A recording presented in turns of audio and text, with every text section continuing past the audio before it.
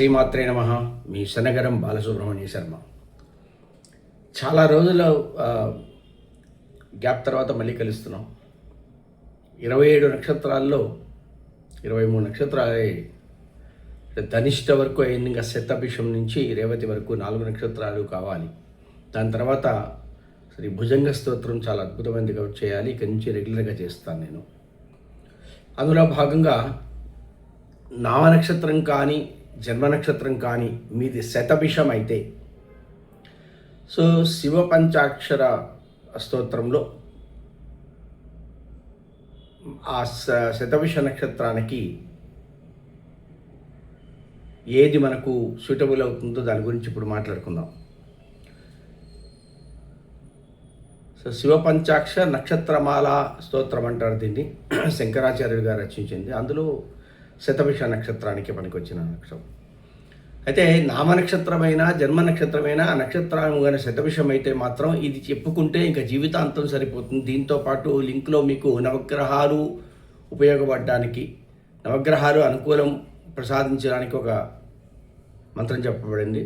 తర్వాత జీవితాంతం 12 రాసుల్లో మనకు ఒక అద్భుతాన్ని ప్రసాదించడానికి ఒక మంత్రం చెప్పబడి ఉంది.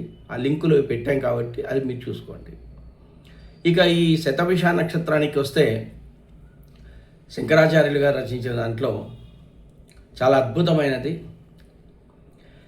సేవకాయ మే మృడ ప్రసీదతే నమః శివాయ, భావలభ్యతావక ప్రసాదతే నమః శివాయ, పావకాక్ష దేవ పూజ్య పాదతే నమః శివాయ, తావకాంఘ్రి భక్త దత్త మోదతే నమః శివాయ, సేవకాయ మే మృడ ప్రసీదతే నమః శివాయ, భావలభ్యతావక ప్రసాదతే నమః శివాయ, పావకాక్ష దేవ పూజ్య పాదతే నమః శివాయ, తావకాంఘ్రి భక్త దత్త మోదతే నమః శివాయ.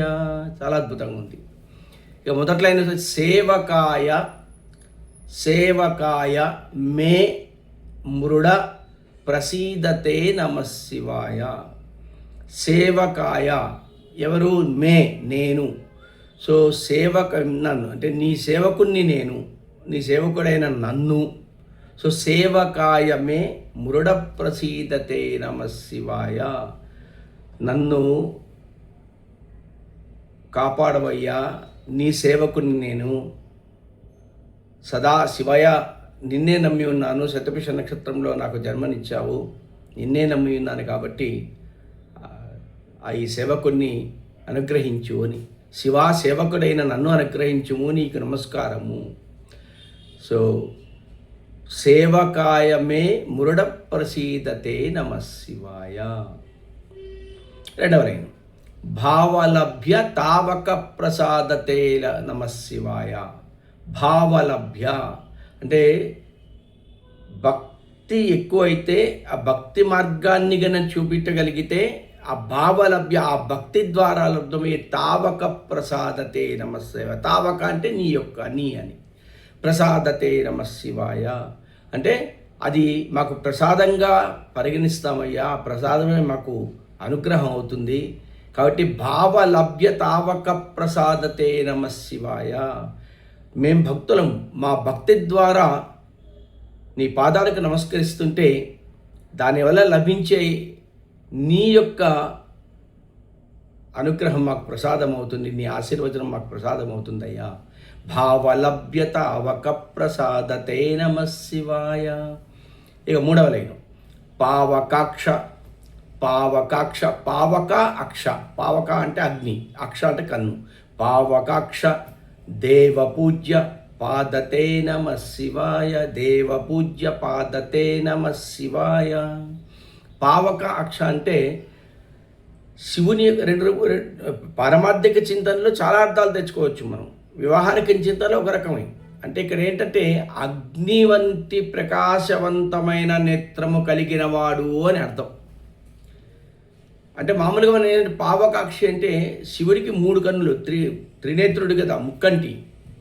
కాబట్టి 2 కన్నులు సూర్యచంద్రులు అయితే అగ్ని 3వ కన్ను అట, 3వ కన్ను అగ్ని. ఇది మామూలుగా అనుకోవాల్సింది. ఏం సార్ 3 కళ్ళు ఉంటాయంటే చాలా చూస్తున్నాం న్యూస్‌ల్లో 3 కళ్ళతో పుట్టిన వాళ్ళు, అది ఇది ఒక కన్నుతో పుట్టిన వాళ్ళు ఉన్నారు. అయితే ఈయన ఏంటంటే ఆ కన్నులు అగ్ని వలె ప్రకాశిస్తుంటాయట అని చెప్పడంలో పావకాక్ష అంటారు. అంటే అగ్నితో ఉపమాలంకారం, అగ్నితో పోల్చడం.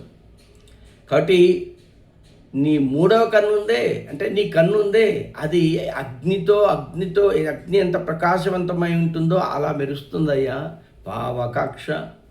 అంటే అగ్నియే మూడవ కన్నుగా కలిగిన వాడని కూడా అనొచ్చు. దేవ పూజ్య పాదతే నమ శివాయ. అటువంటి అగ్నిని మూడవ కన్నుగా కలిగిన నిన్ను దేవతలు కూడా పూజిస్తున్నారయ్యా, సకల దేవతలు కూడా. కాబట్టి దేవతలచే పూజించబడుతున్నావయ్యా, నీకు నమశివాయ, నీకు నమస్కారం శివాయ అని. సో శివా నీకు నమస్కారం. పావకాక్ష దేవ పూజ్య పాదతే నమ శివాయ. ఇక 4వది తావకాంఘ్రి. తావక అంఘ్రి, తావకాంఘ్రి, తావక అంఘ్రి. అంఘ్రి అంటే పాదము, తావక అంటే నీ అని. తావకాంఘ్రి నీ యొక్క పాదము భక్త దత్తమోదతే నమ శివాయ. దత్తమోదతే నమ శివాయ. మోదతే అంటే ఆనందాన్ని ఇచ్చేవి. సో భక్తుల యొక్క ఆ నమస్కారం చేసినంత మాత్రం నీ పాదాలు ఎలాంటివి తెలుసా? భక్తులకు ఆనందాన్ని ఆనందాన్ని ఇచ్చే పాదాలయ్యా శివానికి నమస్కారం అని. తావక అంఘ్రి నీ యొక్క పాదములు భక్తులకు, ఎవరైతే భక్తిగా నీ పాదాలను మొక్కుతారో, నీ పాదాల చెంత ఉంటారో, దత్త మోదతే నమ శివాయ అంటే ఆనందాన్ని కల్పిస్తావయ్యా నువ్వు అని అర్థం. కాబట్టి శతభిష నక్షత్రంలో పుట్టిన వాళ్ళు ఈ శ్లోకంతో పాటు నవగ్రహాల శ్లోకం 1, 12 రాశులకు చెందిన శ్లోకాలు లింకులో పెడుతున్నాను. మీకు ఎన్ని వీలైతే అంత చదివితే, చిన్నపిల్లలు కనుక ఉంటే చదువుతున్న వాళ్ళకి కన్నా నేర్పించగలిగితే ఆయా నక్షత్రాలకు సంబంధించినవి చాలా అద్భుతంగా పనిచేస్తుంది, జీవితాంతం చాలా ఉపయోగపడుతుంది. మళ్ళీ ఒకసారి సేవకాయ మే మృడ ప్రసీదతే నమ శివాయ. భావలభ్యతావక ప్రసాదతే నమ శివాయ. పావకాక్షదేవ పూజ్య పాదతే నమ శివాయ. తావకాంఘ్రి భక్త దత్తమోదతే నమ శివాయ.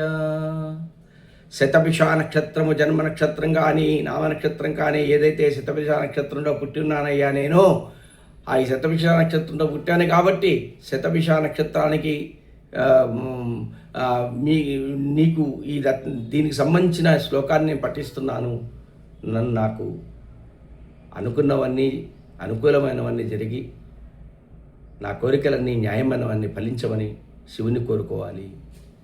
సేవకాయ మే మృడ ప్రసీదతే నమ శివాయ. భావలభ్యతావక ప్రసాదతే నమ శివాయ. పావకాక్ష దేవపూజ్య పాదతే నమ శివాయ. తావకాంఘ్రి భక్త దత్త మోదతే నమ శివాయ. నమ్మి విశ్వాసంతో చేయండి. ఈ నక్షత్రంతో పాటు నవగ్రహాలకు అనుకూలించింది ముఖ పంచశతిలోని పాదారవింద శతకంలో 59వ శ్లోకం కూడా పెట్టాను. తర్వాత 12 రాసులకు లలితా సహస్రనామ శ్లోకం పెట్టాను. ఈ 3 ఆర్డర్లో రాసుకొని ప్రతిరోజు మీకు ఎన్నిసార్లు వీలైతే ఎన్నిసార్లు, వాస్తవంగా పిల్లలు ఎవరైనా పిల్లలకి నేర్పిస్తే వాళ్ళకు ఏజ్ వచ్చేటప్పటికి బ్రహ్మాండంగా జరిగిపోతుంది. చాలా అద్భుతంగా ఉంటుంది. నమ్మి విశ్వాసంతో చేయండి. శుభం భూయాత్. మీ శనగరం బాలసుబ్రహ్మణ్య శర్మ.